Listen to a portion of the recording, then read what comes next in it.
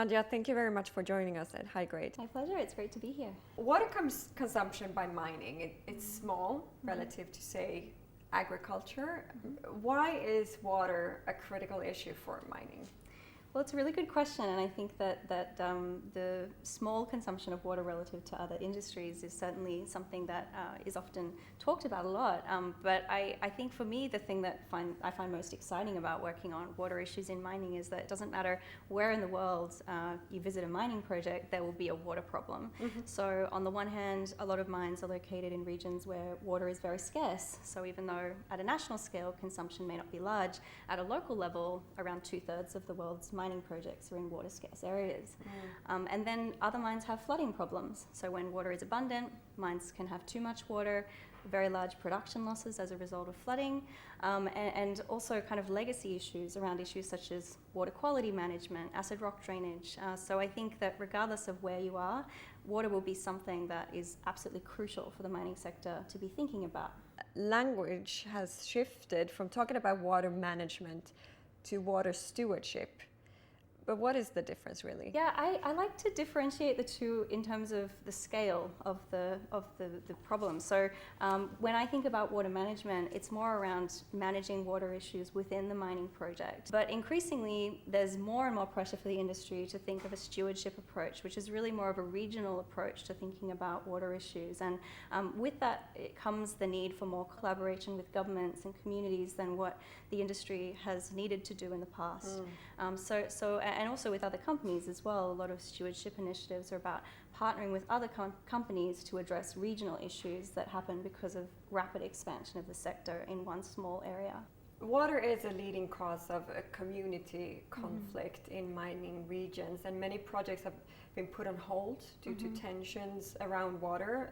How can mining companies avoid these conflicts?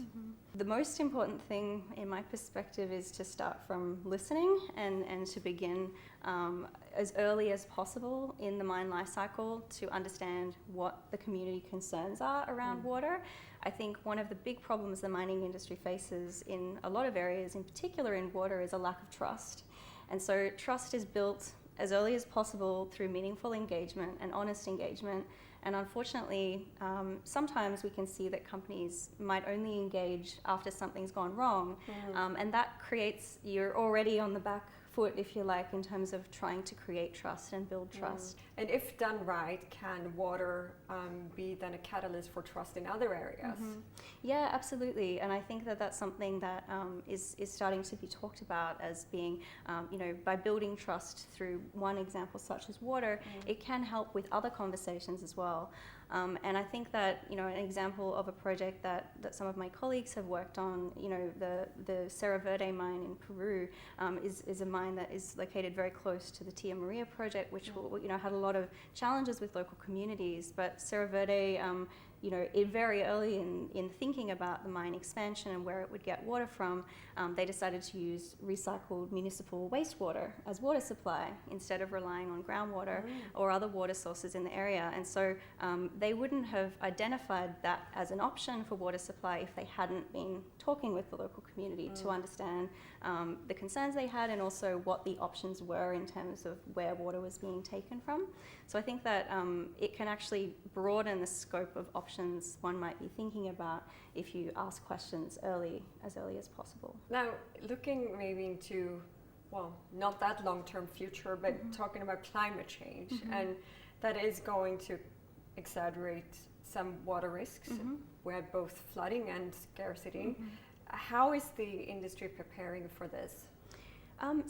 My impression of the kind of climate change discussion is that until recently, I would say most of the attention's been on climate change mitigation, thinking about the role of the industry in climate impacts. But actually, now I think there's more discussion on climate change adaptation and, more importantly, resilience to how we think about some of the ways that mining needs to exist in ecosystems in light of future climate variability. And in relation to water, I think there's two areas that interest me the most. So one of them is the data question. So a lot of mines are in really remote areas where there's often not very good historical climate data.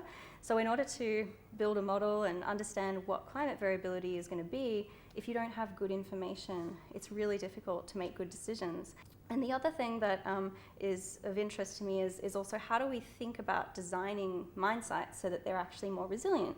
So even if we may not have fantastic data, how can we design systems differently so that maybe they're more resilient and less vulnerable to what the impacts of very high rainfall or very low rainfall events might be. And I think we need to be thinking about this also well beyond the life of mine. So it's not just about kind of the business risks, but the much more important risks are, what's going to happen in 100 years from now, 300 years from now, if we think about some of these questions. Talking about all these issues and issues today and future problems, what role would technical innovation play in solving these issues? For example, with desalination, will that ever be a feasible solution? Yeah, so I think there are many examples of mines already starting to use desalinated water. Chile is an example of a country where this has really taken off very rapidly in the last several years. And so I think that desalinated water for mines can have a lot of advantages because it can reduce dependence on, for example, groundwater systems that might be very important for local communities. But I think one of the kind of warnings I have about the technical solutions is that sometimes I think we can imagine that they're going to fix all of the problems, and inevitably there's going to be other problems that get created as a result. So if we think about desalination and the role it can play in mineral supply, there's a lot of advantages, absolutely. In Chile, the desalinated water is being pumped very long distances and also uphill, up into the mountains. So there's a large energy cost associated with that. And also where to put the infrastructure, and there's still a pipeline that needs to be built to transport the water, as well as a desalination facility on the coast. So one of the questions I'm also working on in some of my research with my team is about how do we design infrastructure regionally to have the minimal impact on communities and the environment. These technological solutions are really important. We need to keep making progress there, but we should also be thinking about the trade-offs that come with each of those steps. Thank you very much for joining us. Thank you very much.